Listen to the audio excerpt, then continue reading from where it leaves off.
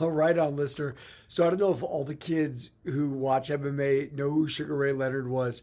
Sugar Ray was one of the best fighters in the late '70s, early '80s, and he was part of the Four Kings: Marvin Hagler, Thomas Hearns, Roberto Duran, and of course Sugar Ray Leonard. And Sugar beat all of them. He also lost to Duran. He drew with Hearns in a fight he lost, and they gifted him.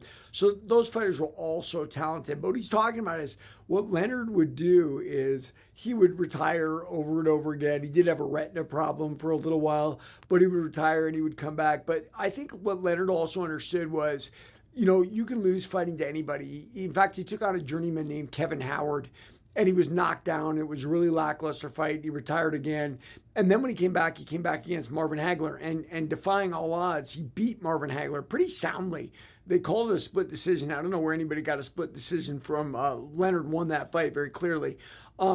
But the idea is that, Leonard realized, hey, why am I fighting these guys at a lower level? Why don't I just kind of retire and play footsie with people? But what that does in boxing is it builds the fight up, right? Like, so eventually the fight is worth a lot of money. And for money is all relative, of course, in the day and age that Leonard was fighting in. But, MMA's got a different sort of system, if you will, right? Like, John Jones isn't going to be able to sit on the sidelines and then come back and generate more money and make it all exciting. Like, that's not how the UFC works. The UFC is a company, kind of like professional wrestling, and you got to get into that drug testing pool and all of that. I mean, when Leonard was fighting, it was steroid-orama time. His wife, I think, wrote a book about his drug use, his steroid use, and even his abusive nature, which is funny because that was not the public persona of Sugar Ray Leonard.